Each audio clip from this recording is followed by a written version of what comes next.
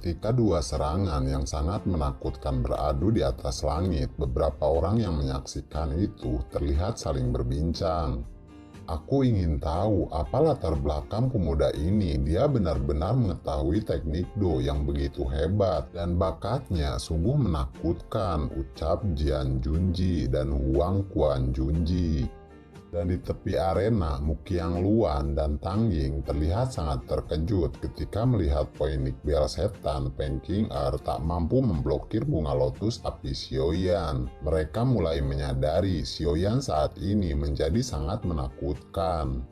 Sementara itu, di arena setelah dua serangan beradu, Xiaoyan tidak tinggal diam. Dia dengan kilat melesat ke arah Nona Peng dan sudah berada di belakangnya. Ekspresi dari Nona Peng terlihat sangat suram. Kemudian Xiaoyan dengan cepat menghantam Nona Peng hingga dia tersungkur ke tanah. Semua orang yang menyaksikan ini kembali terkejut dibuatnya. Kemudian Nona Peng terlihat terluka dan mengeluarkan darah. Tubuhnya semakin menegang ketika Xiaoyan berkata, "Menyerahlah, Anda sudah kalah," ucap Xiaoyan. Seluruh gunung petir seketika menjadi sunyi. Mereka melihat kejadian yang sebenarnya sulit untuk dipercaya. Wajah Li Junji sangat jelek. Dia benar-benar tidak percaya Nona Peng dapat dikalahkan oleh Xiaoyan. Sedangkan di sisi Li Junji, terlihat Peng Junji malah terlihat sangat senang. Dia jelas sangat bahagia. Sahabatnya Yalao memiliki murid yang sangat luar biasa. Sementara itu, terlihat darah murni dari mayat Monster Core yang telah didapatkan Xiaoyan dulu tiba-tiba keluar dan mengarah ke Nona Peng. Dia sangat kaget dan segera mengambilnya kembali dan memasukkannya ke dalam cincin penyimpanan. Di sisi lain, Nona Peng juga menyadari sesuatu yang dimiliki Xiaoyan itu adalah darah murni dari sukunya. Kemudian dia berkata, "Darah esensi Phoenix kuno. Mengapa Anda bisa mempunyainya?" tanya Nona Peng. "Darah Phoenix kuno, apa maksudmu?" tanya Xiaoyan yang masih kebingungan. "Barang yang tadi keluar dari cincin penyimpananmu, segera serahkan itu padaku. Kamu benar-benar berani mencuri sesuatu dari suku Heaven Diamond Phoenix," ucap Nona Peng.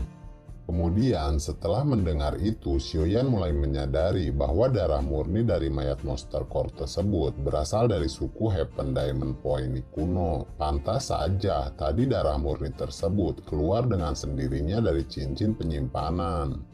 Sementara itu, terlihat Li Junji yang mendengar ini, kemudian dia menghampiri Peng Qinger dan bertanya, "Ada apa Nona Peng?" ucap Li Junji. Melihat Li Junji sudah bergerak, Peng Junji juga kemudian segera bergerak ke sisi Xiaoyan. Dia kemudian berkata, "Peng Qinger, jangan mentang-mentang kamu adalah suku Heaven Diamond Phoenix, kamu bisa seenaknya di dataran tengah ini," ucap Peng Junji. "Feng Jungzi, Anda sebagai penatua tentu tahu darah murni yang dimiliki Xiaoyan berasal dari mayat salah satu suku kami. Dan ini merupakan sesuatu pelanggaran yang berat. Siapapun tak bisa memurnikan darah tersebut selain dari suku kami. Dan jika pihak keamanan mengetahui ini, suku kami tak akan tinggal diam," ucap Nona Peng. Mendengar ini, terlihat wajah Peng Junji sedikit suram, namun Xiaoyan dengan cepat berkata, "Nona Peng, saya tidak mengetahui apa yang Anda katakan. Sepertinya semua ini hanyalah kesalahpahaman," ucap Xiaoyan. "Apa katamu? Ini salah paham. Jelas-jelas kau memiliki darah murni dari mayat suku kami," ucap Nona Peng. Kemudian Xiaoyan berkata, "Apakah Anda mempunyai bukti atas omongan Anda ini?" ucap Xiaoyan. "Tentu saja, kalau kau memang tak merasa bersalah, biarkan saya mengecek cincin penyimpananmu," ucap Nona Peng. Mendengar ini, kemudian Li Junji semakin khawatir. Dia berkata, "Anda jangan sembarangan dan bertindak keterlaluan, biar saya yang melakukannya," ucap Peng Junji. Mendengar ucapan Peng Junji, Nona Peng tertawa dan berkata, "Jangan bercanda, hanya suku kami yang bisa menarik darah tersebut. Selain dari suku kami, mana mungkin bisa melakukannya," ucap Nona Peng. Sudahlah Peng Tua, biarkan dia melakukannya, saya tidak keberatan, ucap Xiaoyan. Terlihat Peng Zongzi melirik Xiaoyan dan berkata, apakah tidak apa-apa? Tanya Peng Zongzi. Xiaoyan tertawa dan berkata, tak masalah Peng Tua, biarkan dia melakukannya, dia akan malu dengan sendirinya setelah melakukan ini, ucap Xiaoyan dengan percaya diri. Melihat itu, Nona Peng berkata kembali, Anda sangat percaya diri. Jika saya menemukannya, saya pastikan Anda mendapatkan hukuman yang layak dari suku kami, ucap Nona Peng. Baiklah, namun jika Anda tak menemukannya, Anda harus meminta maaf kepada saya di depan semua orang, ucap Xiaoyan. Baiklah, kita sepakat, ucap Nona Peng. Kemudian dengan segera Nona Peng memeriksa cincin penyimpanan Xiaoyan, namun dia tidak menemukan apapun. Dia sangat yakin darah murni tadi adalah sesuatu yang dimiliki sukunya. Namun pada saat ini dia tidak merasakan sedikitpun keberadaan dari darah murni di dalam cincin tersebut. Melihat wajah suram Nona Peng, Xiaoyan tertawa dan berkata, bagaimana sekarang? Apakah Anda menemukannya? Tanya Xiaoyan. Terlihat Nona Peng sangat malu, namun dia masih tetap yakin dengan ucapannya. Kemudian dia berkata, sekarang mungkin Anda bisa menyembunyikannya dengan sangat baik hingga saya tak bisa menemukannya. Namun masalah ini takkan berakhir sampai di sini, ucap Nona Peng. Xiaoyan hanya acuh tak acuh, kemudian dia berkata, Anda tak lupa kan dengan perjanjian kita, ucap Xiaoyan. Kemudian dengan nada yang terpaksa, Nona Peng berkata, maaf.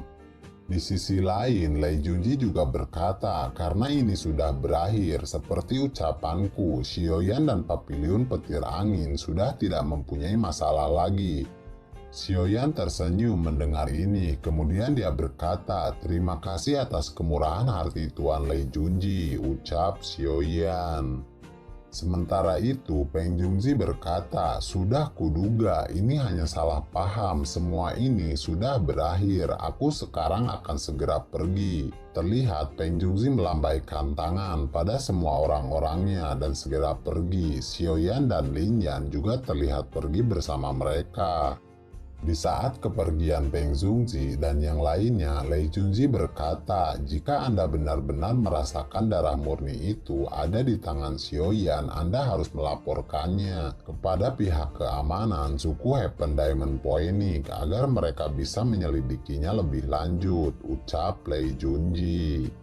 Tentu saja, aku tak akan membiarkannya lolos begitu saja, ucap Nona Peng. Xin pun berganti ke kelompok Xiaoyan. Diketahui Xiaoyan menyembunyikan darah tersebut di dalam esensi api surgawi dalam tubuhnya, sehingga Nona Peng tak menemukan keberadaannya. Sementara itu, Lin Yan dan yang lainnya, bahkan Peng Zongzi, terlihat terkejut Xiaoyan dengan cepat bisa memikirkan cara tersebut. Ketika Xiaoyan mengeluarkan salah satu darah tersebut, Nonamu berkata, itu memang darah murni milik suku Heaven Diamond Phoenix dan darah tersebut sudah sangat padat dan kupikir hanya orang di tingkatan Dozun yang bisa memurnikannya, ucap Nonamu. Namun untungnya ini tak ditemukan, suku mereka sangat mengerikan, jangan sampai ada yang membocorkan ini, ucap Peng Zongzi. Tidak berselang lama, Lin Yan merasakan sesuatu yang tak beres. Kemudian dia bertanya, kenapa tubuh Xiaoyan sedikit menegang? Tanya Lin Yan. Ini gawat. Sepertinya masih ada beberapa darah murni dalam tubuhnya yang tak bisa dia keluarkan. Dan kurasa dia terlalu gegabah menyembunyikannya dalam api surgawi dalam tubuhnya. Dan sekarang sepertinya dia kesusahan untuk mengeluarkannya, ucap Nonamu.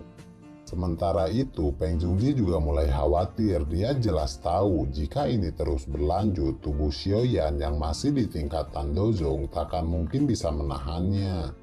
Dan di sisi lain, Xiaoyan sedang berjuang mengeluarkan sisa darah murni tersebut, namun api surgawi malah mencernanya. Seketika darah murni tersebut berubah menjadi segumpalan energi. Semua orang sangat kaget ketika melihat Xiaoyan mengeluarkan sayap koinik kuno dalam punggungnya. Kemudian nonamu berkata, "Aku tidak menyangka dia bisa memurnikannya. Sepertinya dia telah menemukan cara lain untuk memurnikan darah tersebut," ucap nonamu. Dan Peng Zongzi yang melihat Xiaoyan sudah sadar dari meditasinya, dia berkata, "Anda jangan memperlihatkan dulu sayap tersebut di masa depan, karena ini akan memicu bahaya untuk Anda," ucap Peng Zongzi. Mendengar ini, kemudian Xiaoyan berkata, "Baiklah Peng Tua," ucap Xiaoyan.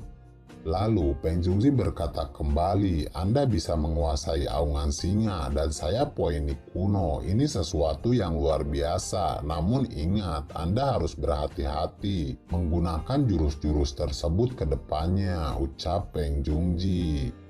Xiaoyan kembali mengangguk. Dia sendiri bahkan tidak menyangka semua ini bisa dia kuasai. Kemudian Peng Zongzi bertanya, "Di mana keberadaan Yao Chen sekarang?" ucap Peng Zongzi. Seketika Xiaoyan menegang dan berkata, "Ada beberapa hal yang harus Anda ketahui tentang guru," ucap Xiaoyan. "Ya, segeralah ceritakan. Setahu saya, Han Peng dulu mengumumkan Yao Chen mengalami kecelakaan saat memurnikan pil. Namun, aku sampai sekarang tidak mempercayainya dan terus berharap dia masih hidup," ucap Peng Zongzi.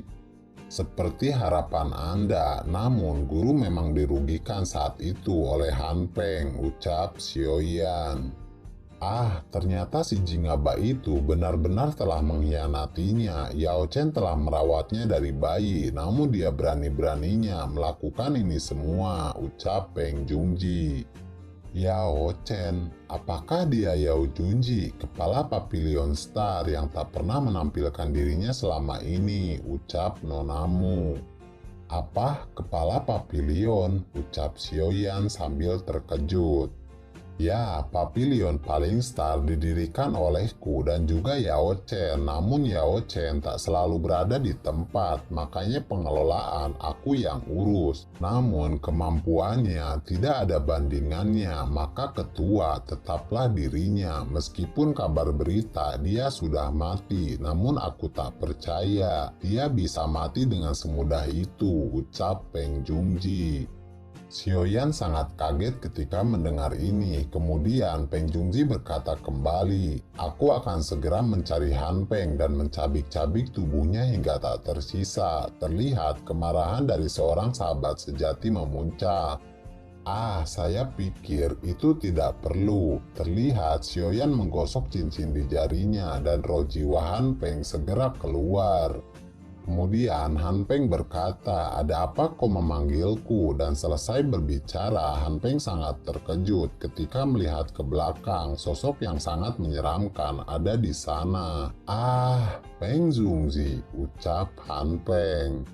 Melihat Han Peng seketika, Peng Zongzi murka. Dia berkata, "Jingaba sialan, Anda benar-benar anak setan, tak tahu diri, kurang ajar, setan buduk, cacing kalang. Kalau bukan karena Yao Chen, Anda tak akan bisa seperti sekarang. Anda hanya akan menjadi seorang gelandangan," ucap Peng Zongzi dengan niat membunuh yang sangat membara. Melihat itu, Han Peng ketakutan dan berkata, "Maafkan aku, jangan bunuh aku hanya dipaksa oleh orang-orang dari Aula Jiwa," ucap Han Peng. "Sabar Peng Tua, kurasa ini bukan waktu yang tepat untuk membunuhnya. Saya masih perlu beberapa informasi tentang Aula Jiwa darinya," ucap Xiaoyan. "Ah, Aula Jiwa, sudah kuduga mereka memang berkaitan dengan ini. Namun, kukira mereka bukan menginginkan jiwa Yao Chen, namun lebih daripada itu, dengan kemampuan penyempurnaan pil dari Yao Chen, pasti ada sesuatu yang lebih daripada ini. Dan sepertinya ini berawal dari peperangan di istana kuno waktu itu, makanya mereka bernafsu untuk menguasai kemampuan Yao Chen, ucap Peng Jungji. Apa? Istana kuno, ucap Xiaoyan. Ya, kejadian ini sudah lama dan diadakan di istana kuno. Kompetisi perebutan harta yang sangat hebat dan pertarungan tersebut dimenangkan oleh Yao Chen. Dan harta dari hadiah tersebut berupa teknik Qi yang sangat luar biasa dan sepertinya sudah diturunkan kepadamu, ucap Peng Zhongzi. Xiaoyan sangat terkejut, ternyata mantra api yang diajarkan Yalau kepadanya berasal dari istana kuno. Kemudian Peng Jungzi bertanya, di mana sekarang Yao Chen dikurung, tanya Peng Jungzi. Lalu Han Peng menjawab, di wilayah barat dari dataran tengah, tempat cabang aula jiwa, di sana mereka mengurung Yalau, ucap Han Peng. Ah, kota bawah dunia rupanya. Aku tidak mengira mereka mengurung Yao Chen di sana, ucap Peng Jungji. Kemudian Peng Jungji bertanya kembali, berapa orang penatua yang berada di tingkat dozun di sana, tanya Peng Jungji. Hanya ada satu dozun, ucap Han Peng. Sialan, kau mencoba menipuku. Kau kira aku tak tahu, mana mungkin hanya ada satu orang dozun yang menjaga orang sepenting Yao Chen. Sepertinya ada 2-3 di sana, ucap Peng Jungji. Mendengar ini, Han Peng jadi serba salah, Mimin pun serba salah. Kalau udah tahu, ngapain dia nanya, dasar goblok, ucap Han Peng. Xiaoyan sedikit kesal, dia hampir mempercayai informasi dari Han Peng waktu itu. Kemudian Peng Jungzi berkata kembali, segera lagi simpan dia ke cincinmu, barangkali di masa depan dia akan berguna, ucap Peng Jungji. Terlihat Xiaoyan kemudian memasukkan lagi jiwa Han Peng ke cincinnya. Lalu Xiaoyan bertanya, apa yang akan kita lakukan sekarang, tanya Xiaoyan. Kita tak bisa gegabah, aku akan mencari informasi